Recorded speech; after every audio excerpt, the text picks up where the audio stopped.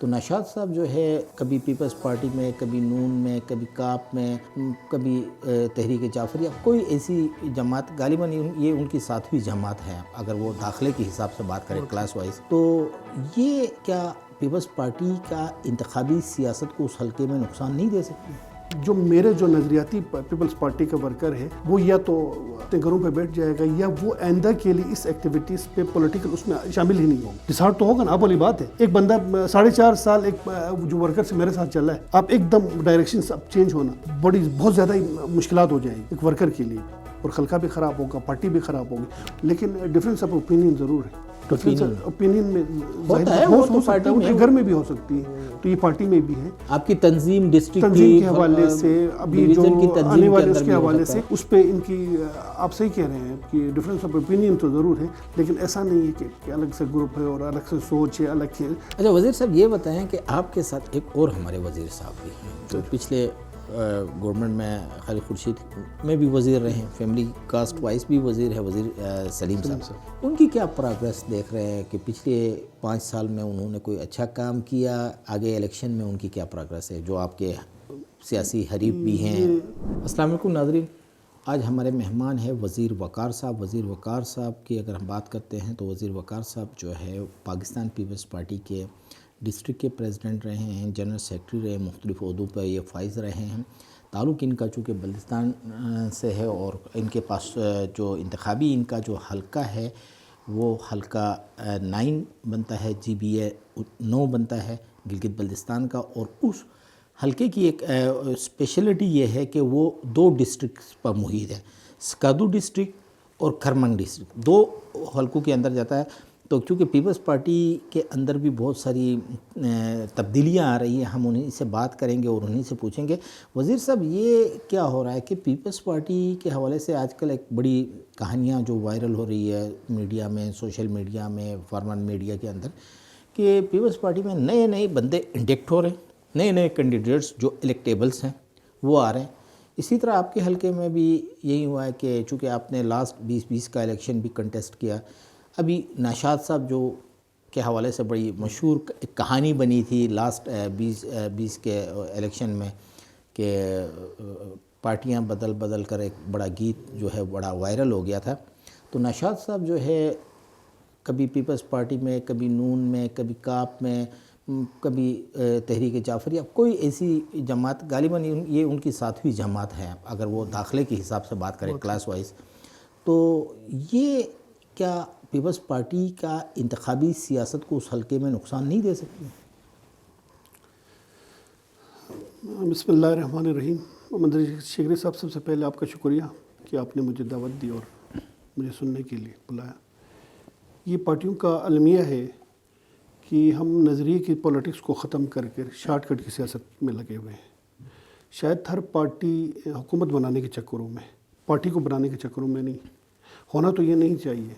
لیکن یہ پالیسیز یہاں پہ چلی ہے، اور یہ جو ہم الیکٹیبلس کہتے ہیں، الیکٹیبلس بھی شاید پبلک کے مزاج کو نہیں دیکھ رہے ہیں.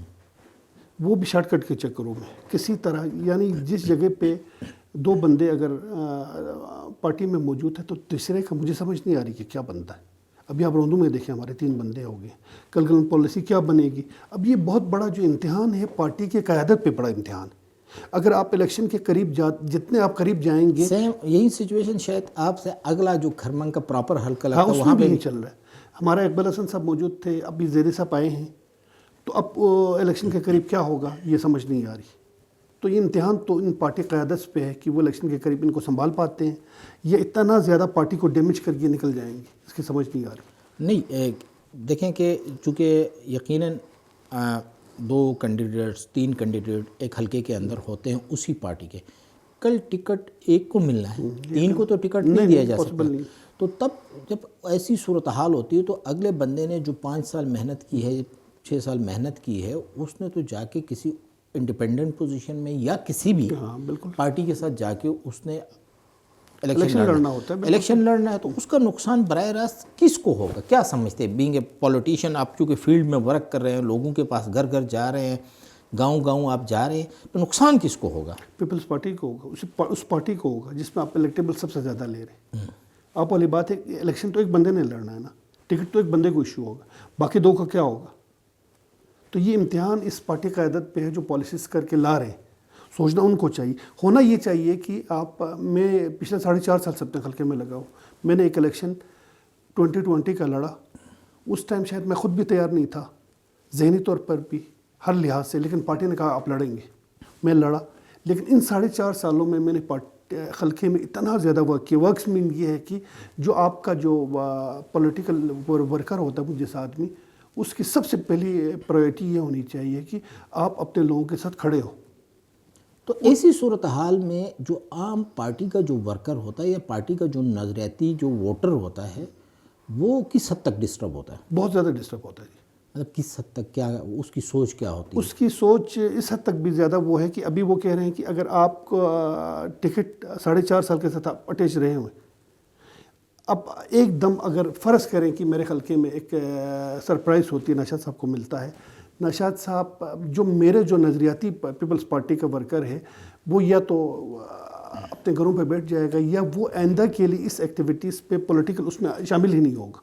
ڈسہارٹ تو ہوگا نا. آپ والی بات ہے، ایک بندہ 4.5 سال ایک جو ورکر سے میرے ساتھ چلا ہے، آپ ایک دم ڈائریکشن اب چینج ہونا بہت زیادہ مشکلات ہو جائے گی ایک ورکر کے لیے بھی، اور خلقہ بھی خراب ہوگا، پارٹی بھی خراب ہوگی. ہونا یہ چاہیے شیخری صاحب، پارٹیوں کو کیا کرنی چاہیے؟ ہم لوگ لگے ہوئے ہیں نا، آپ کے حلقے کے جو کینڈیڈیٹ ہے اس کو آپ مضبوط کریں. اچھا ایک چیز بتا دیں کہ چونکہ پارٹی کے عہدیدار بھی رہے ہیں، تمام چیزیں رہے ہیں، پارٹی کے ساتھ ایک عرصے سے آپ کی ایفیلیشن ہے، تو اب پارٹی قیادت کو کیا سجیسٹ کریں گے کہ یار آنے والے الیکشن بالکل آپ کے سر پہ آ گئے ہیں، کمپین جاری ہے، گھر گھر لوگ جا رہے ہیں، گاؤں گاؤں جا رہے ہیں، اس میں پارٹی قیادت کو آگے پارٹی کی پالیسی کس طرح بنانی چاہیے کہ وہ الیکٹیبلز آگے جو انتخابی سیاست ہے اس میں جانے کے لیے کیا آپ سجیسٹ کریں گے ان کو، کس طریقے سے؟ اب تو یہ بہت زیادہ دیر ہو گئی ہے. اب جو جتنے حلقے تھے اس میں بلتستان تو تقریباً ختم ہو گئی. ہر حلقے میں آپ روندو سے شروع کریں خپلو کے اس تک 3 بندے آ گئے. اب سجیشن کیا ہوگی؟ میں تو یہ کہہ رہا ہوں کہ اس بندے کو مضبوط ہونا چاہیے جو 4.5 سال سے پبلک کے ساتھ، پیپلز پارٹی کے ساتھ کھڑے ہیں. آپ اچانک پھر 2 بندے کو اور لے کے آ رہے ہیں الگ الگ پارٹیوں سے. تو اب ان کا ایک اپنا سسٹم ہے، پیپلز پارٹی کا ایک اپنا نظام ہے. تو ہونا یہ چاہیے کہ آپ کا جو بندہ پچھلے الیکشن میں جس نے ٹکٹ لیا ہو، جس نے الیکشن لڑا ہو، جو 4.5 سال سے پبلک کے ساتھ کھڑا ہو، اس کو پارٹی مضبوط کرتی. اگر جو لوگ نئے آ رہے ہیں ان کو ہم یہ بتا دیتے جناب علی آپ کے لیے دوسرا وہ تو بن سکتا ہے، لیکن یہ فرسٹ والا ٹکٹ والا نہیں بن سکتا. آپ ہمارے الیکٹیبلز ٹکٹ ہولڈر نہیں بن سکتے. اس پہ بات ہو سکتی تھی، لیکن ابھی کچھ حلقوں میں انہوں نے غیر مشروع طور پہ لایا بقول پارٹی قیادت کی. انہوں نے کہا کہ ہم بغیر اس کے لائے ہیں. لیکن منظر صاحب یہ لوگ جو لوگ آ رہے ہیں الیکٹیبل سے، یہ الیکشن لڑنے کے لیے آئیں گے نا. یقیناً 5 سال مزے انہوں نے لیے ہوئے، ابھی دوبارہ بھی یہ چاہتے ہیں کہ آنے والا 5 سال بھی ان کا ہو. اچھا اس میں ایک اور چیز ہم نے ذرا ویوز چیک کر لیا آپ کی پارٹی کی جو گلگت بلتستان کی قیادت ہے، امجد ایڈوکیٹ صاحب یا پھر گورنر صاحب کی، تو ان کے ویوز تھوڑے سے ڈیفرنٹ ہیں. کیونکہ ماضی میں آپ کو پتہ ہے 2009 میں مہدی شاہ صاحب نے کی قیادت میں یہ پیپلز پارٹی نے الیکشن کنٹیسٹ کیا. چلو اس کے بعد جو ہے 2015 میں ان کو شکست ہو گئی حلقے میں، سو جو بھی ایشوز ہیں، لیکن ان کا نظریہ کچھ اور ہے اور امجد صاحب کسی اور ڈگر پہ چل رہے ہیں. کوئی ان کے درمیان بھی کوئی کنفلکٹ نظر آ رہا ہے؟ کنفلکٹ مینس ابھی جو لوگ پریس میں شور کر رہے ہیں کہ امجد گروپ اور مہدی شاہ گروپ ایسے نہیں ہے، لیکن ڈفرینس آف اوپینین ضرور ہے. اوپینین میں ہو سکتا ہے، گھر میں بھی ہو سکتی ہے، تو یہ پارٹی میں بھی ہے. آپ کی تنظیم ڈسٹرکٹ کے حوالے سے، ابھی جو آنے والے اس کے حوالے سے، اس پہ ان کی آپ صحیح کہہ رہے ہیں کہ ڈفرینس آف اوپینین تو ضرور ہے، لیکن ایسا نہیں ہے کہ الگ سے گروپ ہے اور الگ سے سوچ ہے الگ ہے جس کی وجہ سے پارٹی کو نقصانات ہو جائیں.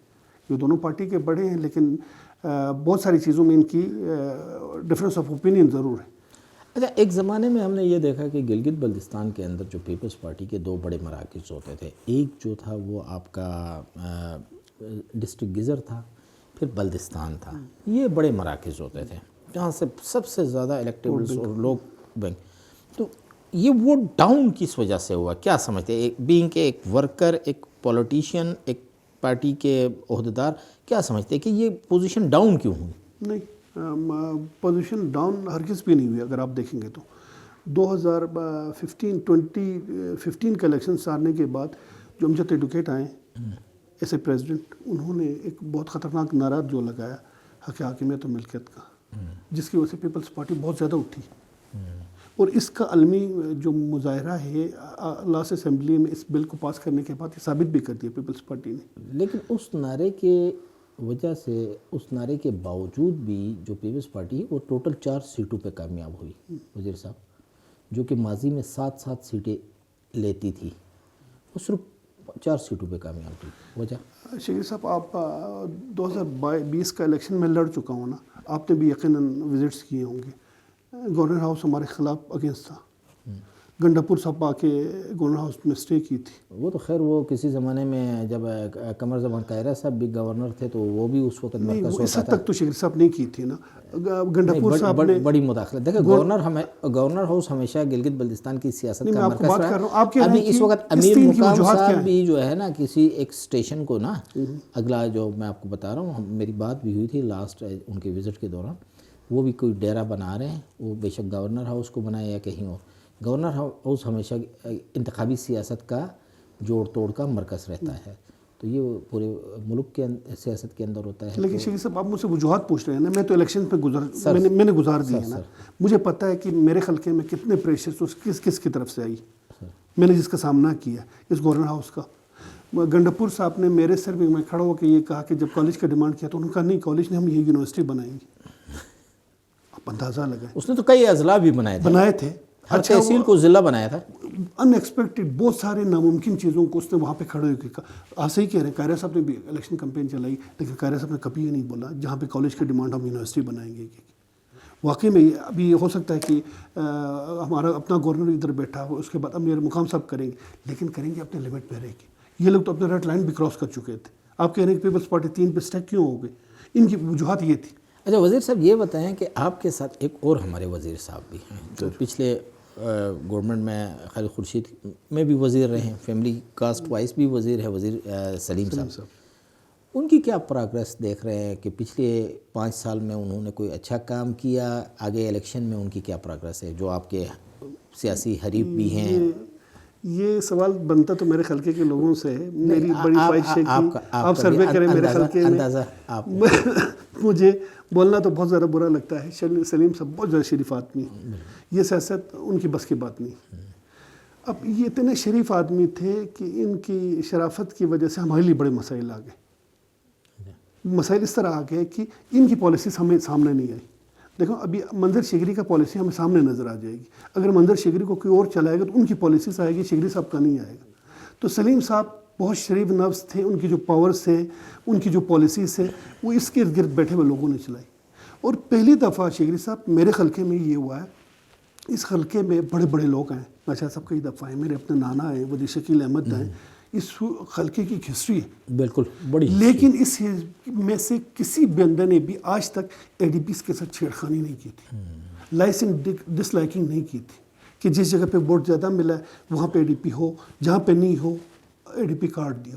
سلیم صاحب نے سب سے جو پبلک انٹرسٹ کے پروجیکٹ کو بھی کاٹا گیا. سلیم صاحب کا ایک بہت بڑا فیلئر اس خلقے میں میں سمجھتا ہوں یہ رہا کہ انہوں نے اے ڈی پی کے ساتھ. اب میرا گول سب سے بڑا جو میرا ہوم اسٹیشن تھا وہاں پہ 1 روپے کا کام نہیں کیا. کیوں؟ 100% ووٹ میں نے لیے. میرا منٹو کا اور منٹو نالا جہاں پہ میں نے ووٹ لیا, نشاد صاحب نے ووٹ لیے تھے, بالکل کٹ آف. گلتری 16 اسٹیشن, بہت بڑی یونین کونسل اور بڑی لوگ ادھر ہیں جہاں پہ سلیم صاحب کو ووٹ نہیں ملا تھا. میرا اور نشاد صاحب کا مقابلہ ہوا تھا, سلیم صاحب نے بالکل کٹ آف کر دیا. حسین آباد میرا اور سلیم صاحب دونوں کا اگینسٹ علاقہ, جہاں پہ نشاد صاحب کا ہوم اسٹیشن نے ووٹ لیے, آپ وہاں دیکھیں 0 کر دی.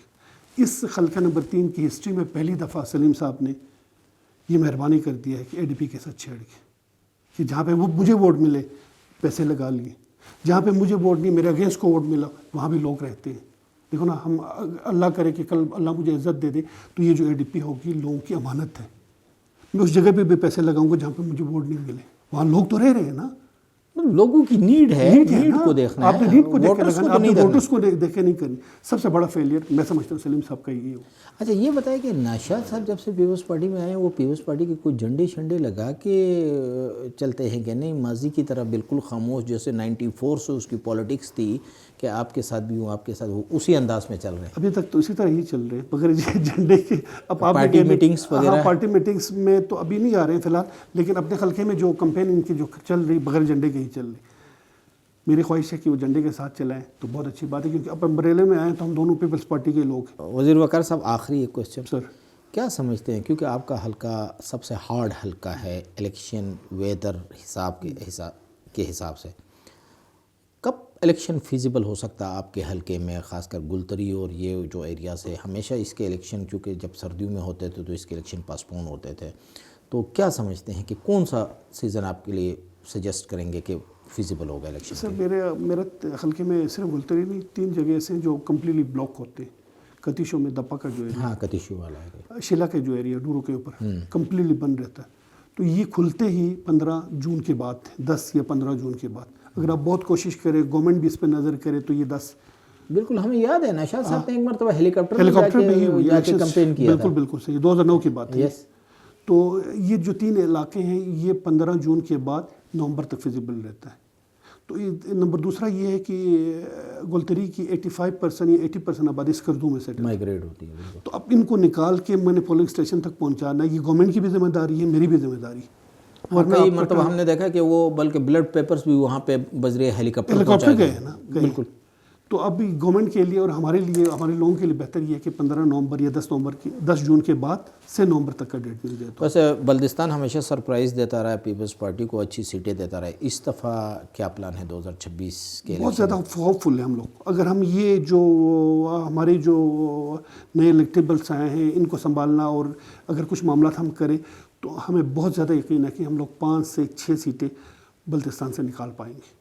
ناظرین آپ وزیر وقار صاحب کو سن رہے تھے، انشاءاللہ آپ کے کمنٹس کا ہمیں انتظار رہے گا کیونکہ سیاسی موسم کافی گرم ہے۔